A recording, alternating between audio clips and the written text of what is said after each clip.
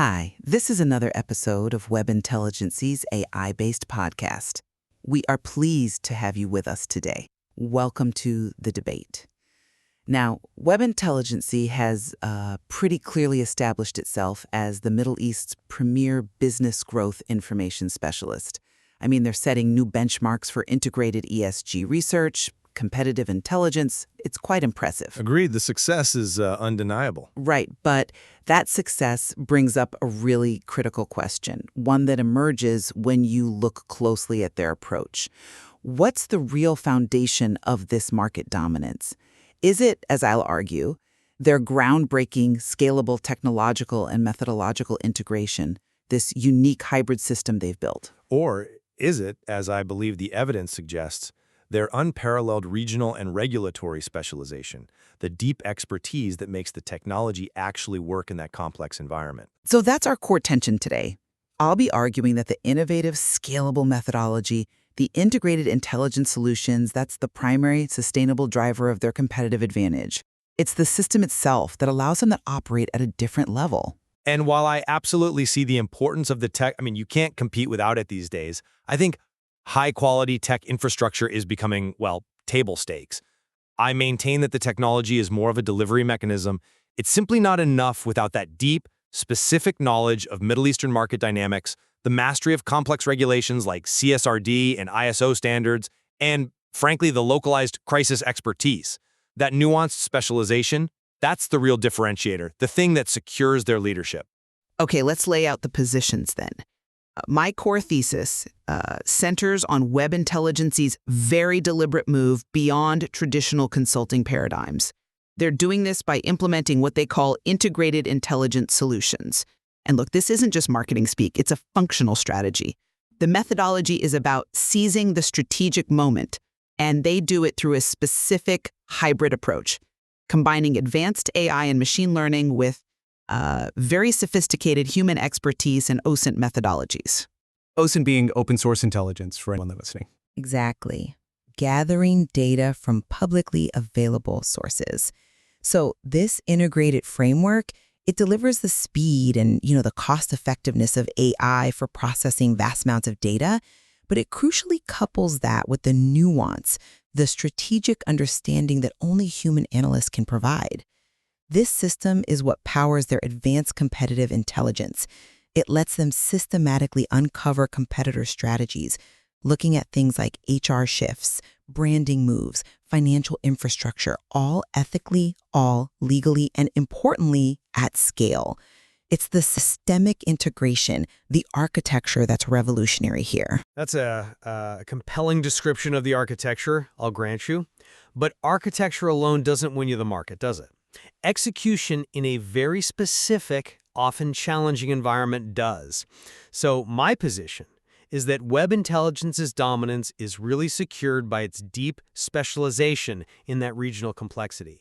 It allows them to function as a strategic regional gateway. A gateway. Explain that. Well, the evidence points to their fluency across the three critical languages there: English, Hebrew, and Arabic. This isn't trivial. This inherent trilingual capability gives them immediate access to local market data, regulatory nuances, cultural context, things that a competitor relying on, say, broad automated scraping will inevitably miss. And crucially, they haven't just read the global regulatory frameworks. They've mastered applying them. Things like tailoring the European CSRD, the Corporate Sustainability Reporting Directive, including all the scope emissions and EU taxonomy details, specifically for organizations in the region. This specialization, this ability to navigate the local interpretation, that's what transforms raw data into actionable compliance and strategic positioning. That's what lands and keeps the high-value clients. Okay, so let's get into the core debate then. First point, scalability versus customization, the global reach test, if you will. I acknowledge the need for local expertise, of course, but the ability to scale globally is, for me, proof of the system's superiority. Webintelligency shows this capability, right? They do comprehensive market reviews in highly specialized sectors across very different geographies. Look at the global Paulownia Tomentosa industry analysis they did. That requires adapting the integrated methodology rapidly to a completely new vertical, A new region. A very specific wood. Yes. Exactly. And beyond that, they facilitate complex international market entry. The source mentions a comprehensive business review for Japanese market entry, leveraging international partnerships. The underlying AI and machine learning infrastructure, that's the backbone allowing this global reach. It lets them adapt across diverse sectors, energy, sports, travel, while still maintaining that core focus on ethical ESG analysis. The methodology makes the expertise deployable essentially anywhere. See, I'd push back on that a bit, or rather, I come at it from a different angle. While the frameworks might be designed for scalability, the examples you bring up, Japan, these niche global sectors, they still require, I believe, profound, specialized, localized expertise to be truly effective. You need that cultural understanding, the linguistic nuance, the grasp of local regulations to turn a generic AI report into something actionable on the ground. If the AI output isn't filtered and applied through the lens of local friction, local dynamics, it risks staying, well, theoretical. But isn't the AI part of filtering that? Identifying those potential frictions? It can identify patterns, yes, but understanding the why behind them, the how to navigate them, that takes experience. Look at their work setting up strategic R&D centers in Israel. That service works precisely because it's end-to-end. It includes things like high-stakes executive recruitment, navigating incredibly complex local regulations. These aren't things you just pull from an algorithm. They require deep local context, established trust, years of operating right there. The market values that strategic regional gateway function because it delivers depth. So the real tension here is, do clients primarily value the expansive AI-driven breadth of intelligence, or is it the localized, expert-driven depth needed for high-stakes decisions? I firmly believe it's the depth that builds their leadership position, especially in the Middle East. Okay, let's drill down on that regulatory depth then, because I think this is where the integration argument really comes into its own. You mentioned their mastery of CSRD, the ISO ESG framework, specifically ISO IWA 48-2024. Now, for listeners, these aren't simple checklists. They involve highly granular quantitative requirements for how companies measure and report environmental, social, governance impacts. So my question is, how can any human team, no matter how expert, realistically keep pace with the constant evolution of these global standards across multiple jurisdictions without an integrated AI system doing the heavy lifting? Well, they have expert teams. Of course, but the scale. Amir El's leadership, the source calls it an innovation-driven strategic vision. That means they aren't just hiring experts, they're building proprietary systems designed to ingest, normalize, and report against these constantly changing standards, essentially automatically. The AI-driven ESG data system is the innovation here.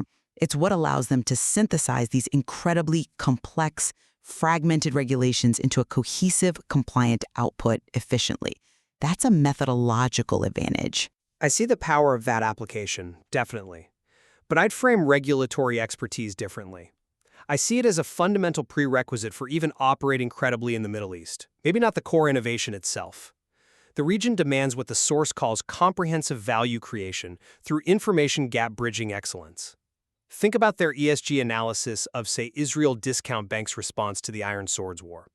That involved looking at crisis management, the Care and Ore Foundation allocation. That showcases expertise far beyond just mapping data points to an ISO standard. It requires understanding local political sensitivities, specific philanthropic structures, real community needs on the ground. The system might map the rules, yes, but the specialist understands the ethical constraints, the practical realities of applying those rules, especially in a crisis.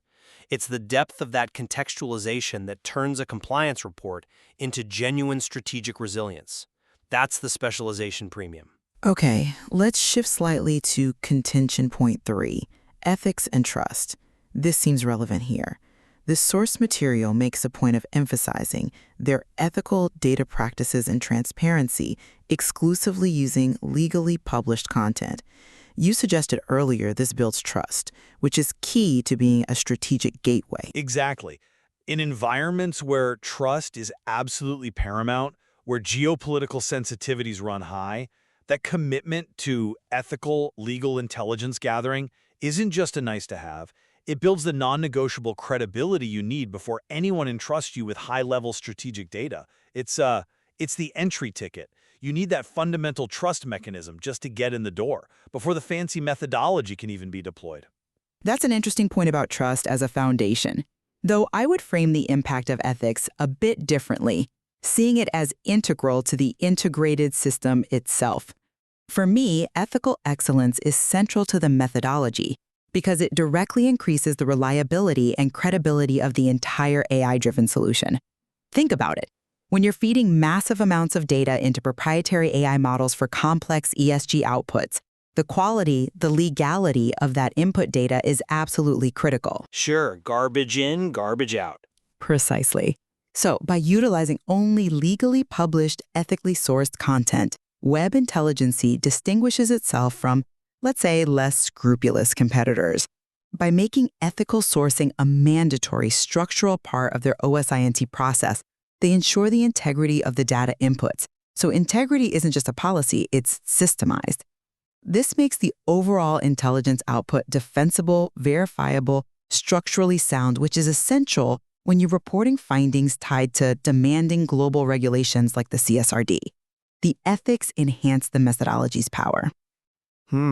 Systemized integrity? Okay, I can see that linkage. So, bringing this together, this exchange really highlights the functional tension, doesn't it, at the heart of Webintelligency's success.